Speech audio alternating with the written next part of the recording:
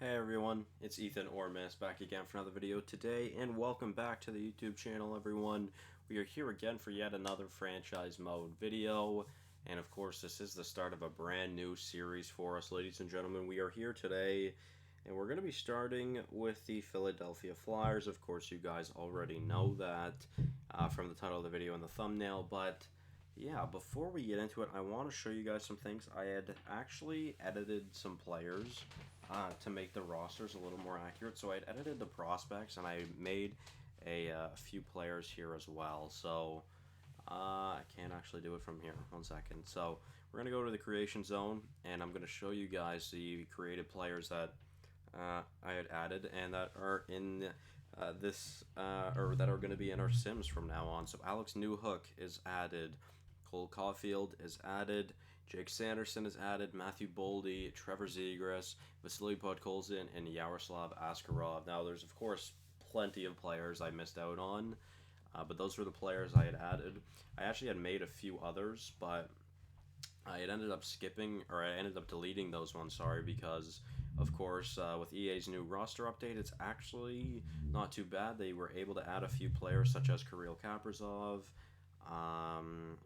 and some other ones I don't remember the name of. But yeah, either way, guys, we are going to be getting into this series very fast. I am very, very excited for it. Of course, this is GM Mist back again, hoping for some success in this series. We're starting off with a pretty damn solid team, so. Of course, taking a look at the Philadelphia Flyers, your top three are Couturier, Giroux, and Voracek, which is very much accurate. Now, I was thinking about making some big changes to this team and boosting Giroux and Couturier because they're honestly, I think they're probably like a top 5 center duo in the league, but I decided not to. So we basically have base overalls for this entire team. I did change some things around, which we'll go over, but like your other top center pairings, of course, Edmonton, Draisaitl, and McDavid is insane. You go to Toronto, Matthews and Tavares is insane. You go to Tampa, like depending on how they play it, I guess, but Stamkos and Point are insane. Then of course Malkin and Crosby are insane. You could say Backstrom and Kuznetsov.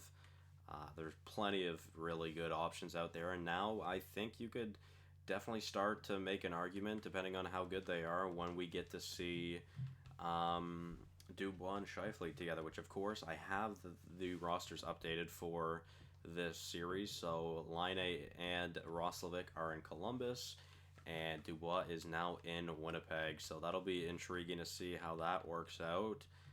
What are we doing here? Do I need to do anything else? I don't think so. No, we do not.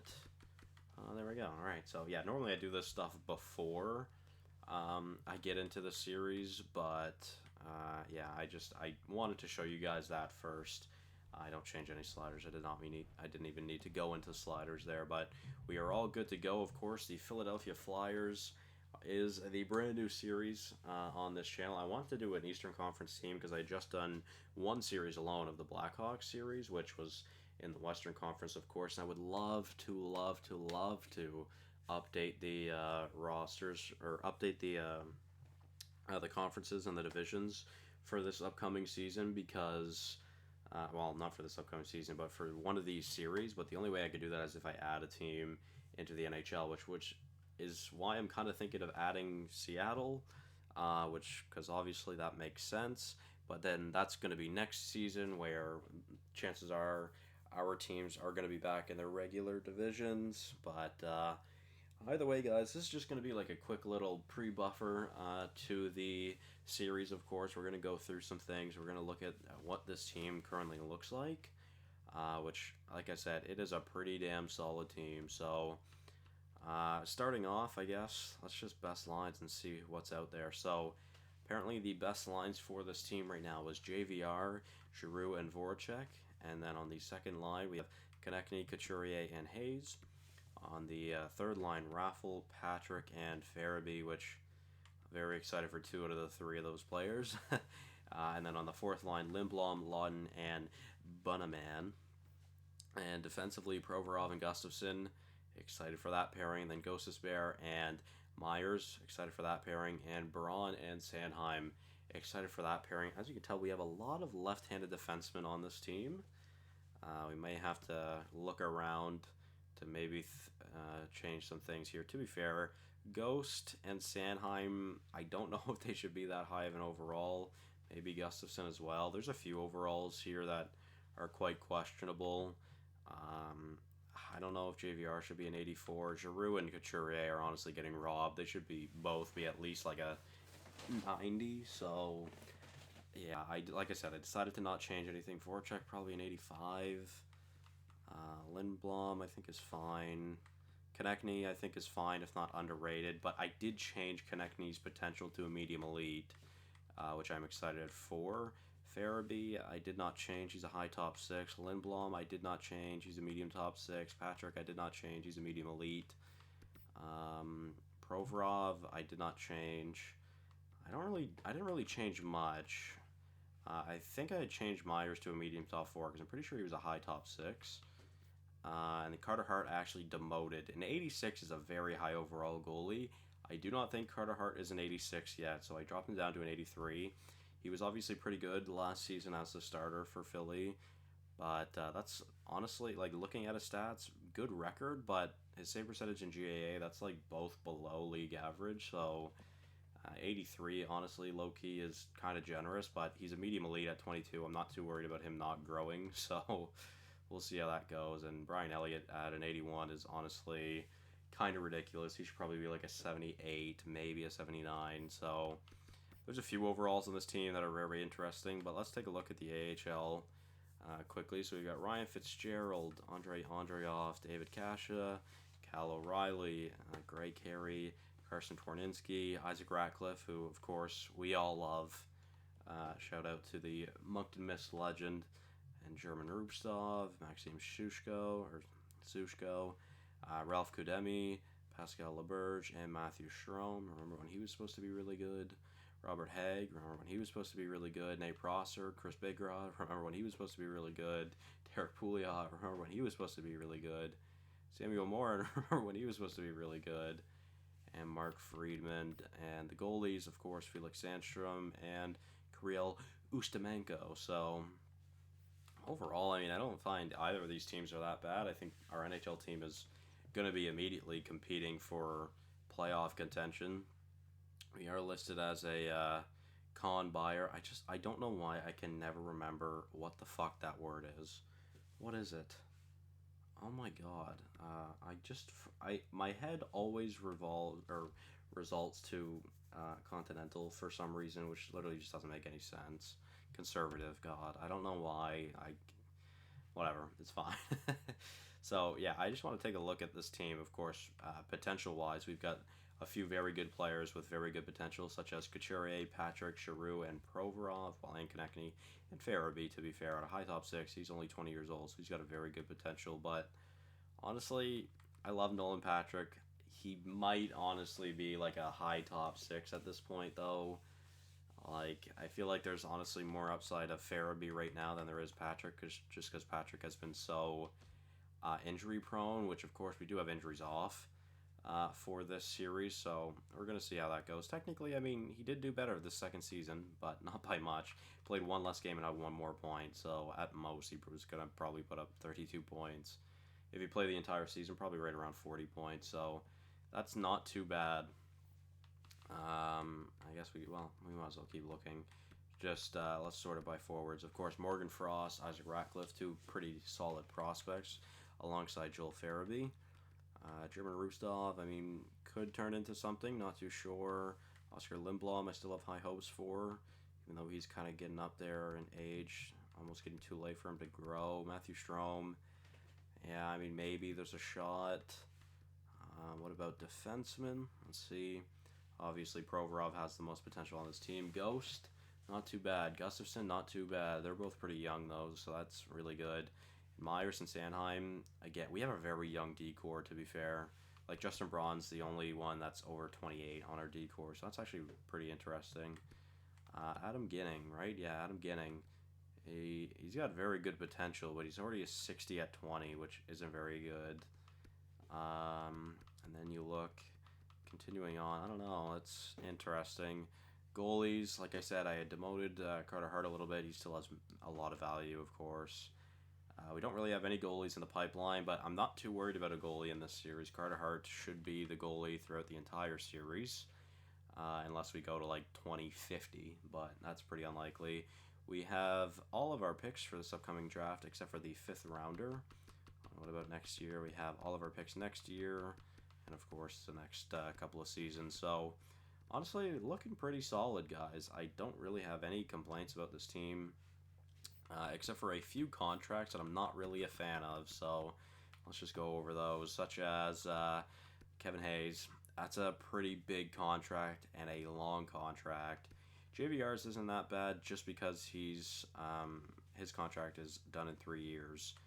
You know, Kevin Hayes, I'm not saying Kevin Hayes is a bad player. To be fair, he could be maybe a higher overall, maybe like an 84, which would make things better. He's a very good two-way player, and he's going to be getting ice time. But, yeah, that's an expensive contract. Voracek and Giroux, I mean, they deserve their contracts. Voracek maybe getting a bit overpaid, but that'll pretty much bring him to the end of his career. So, but yeah, apart from that, I don't really think we have any issues for contracts. Of course, when is it? Yeah, this upcoming season we have Carter Hart. That is coming off the books, which is very sad. We honestly are going to looking at extending him right now, just to see how much we could be looking at. So our current players that are expiring are actually pretty low. There's not that many for forwards, at least, or not that many important ones. Nolan Patrick, I cannot re-sign yet. I'll have to wait till the deadline, or till after the deadline, I should say, unfortunately. But again, I just like to see expiring players. So Gustafsson, of course, Sanheim, of course, those are two big ones. I can't offer a contract to Gustafsson yet either.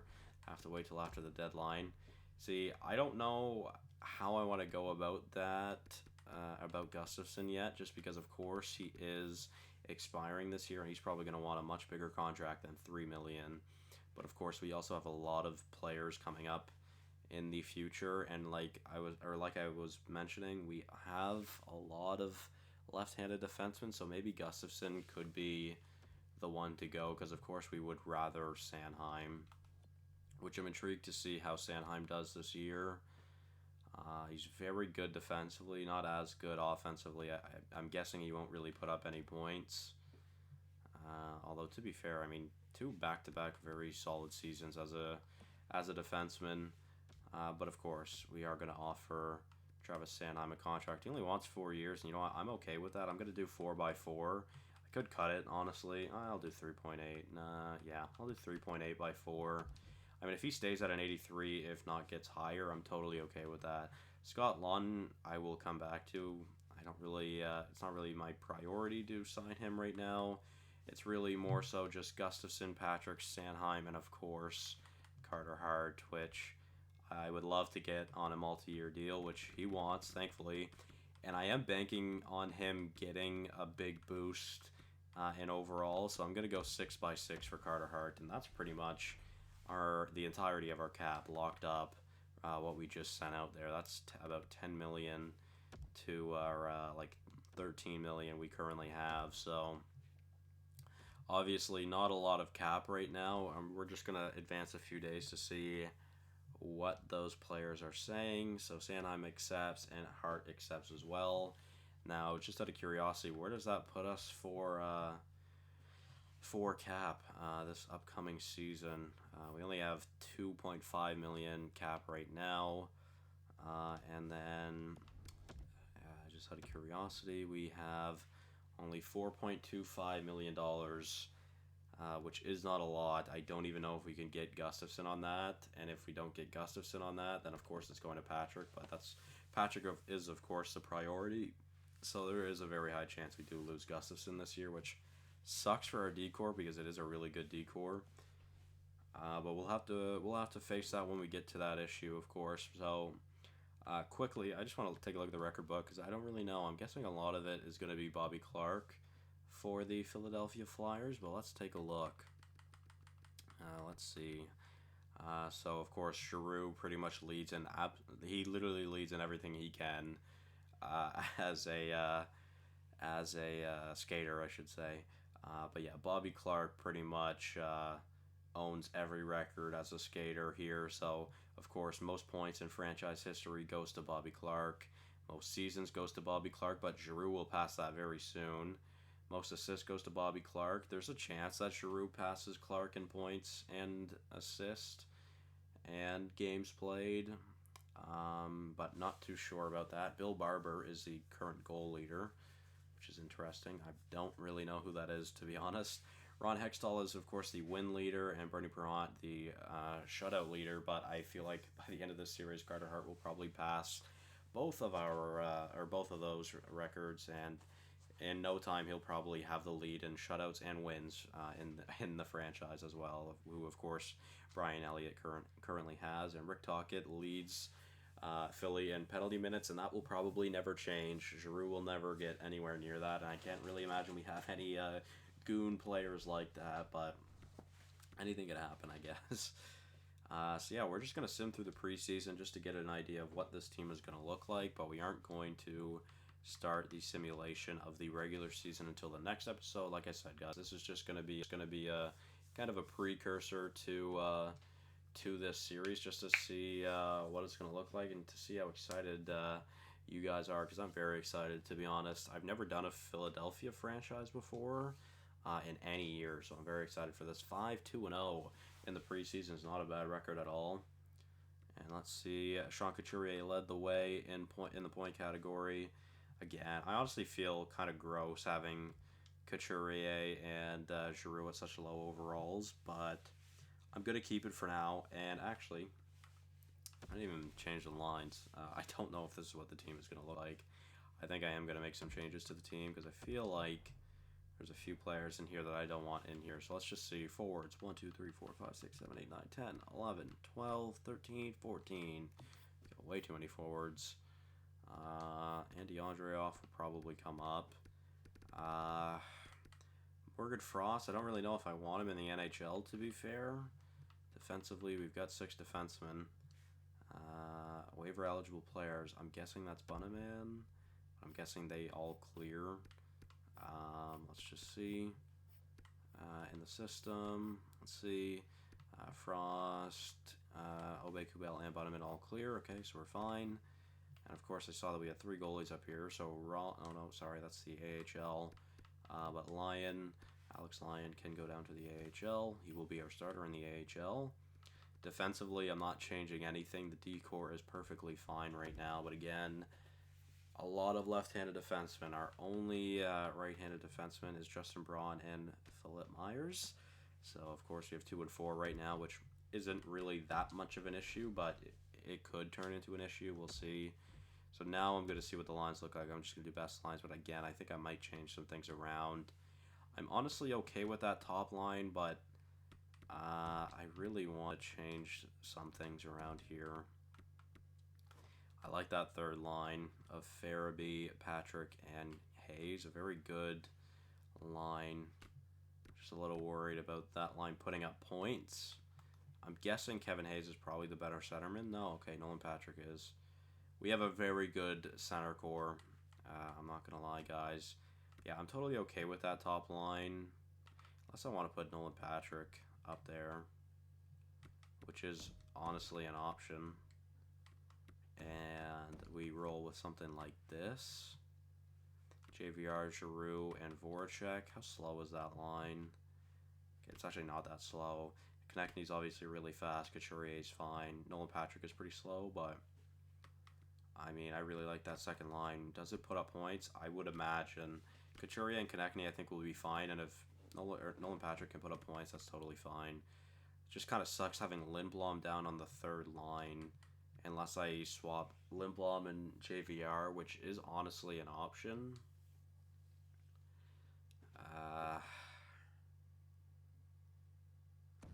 I don't know. I think I like JVR more on that top line, but I will probably keep the fourth line the way it is. Raffle, Lawton, and Andreoff. I'm guessing Lawton has the best face-offs.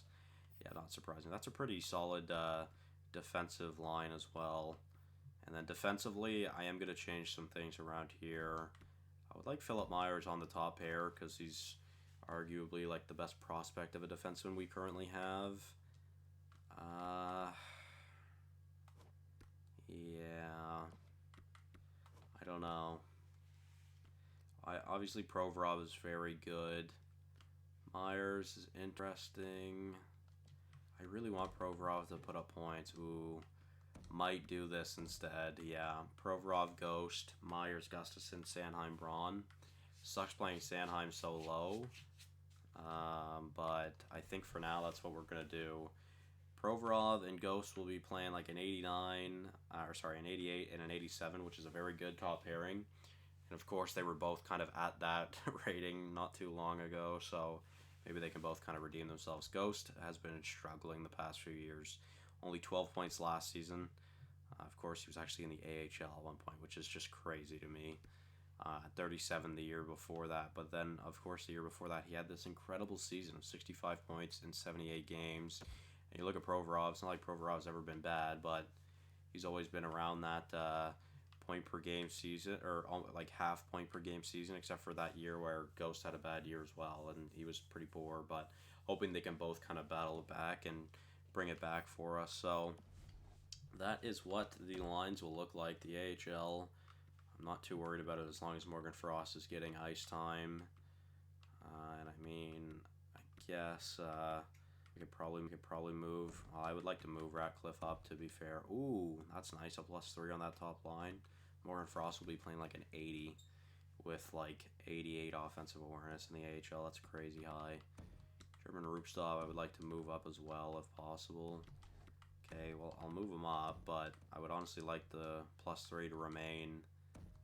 Okay, cool. So I just can't play Rupstov and Shushko together without getting a minus, apparently, but that's fine.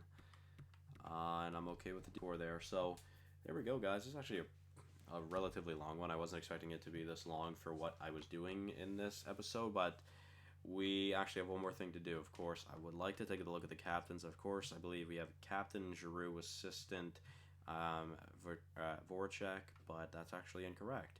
Couturier, I do want to be an assistant.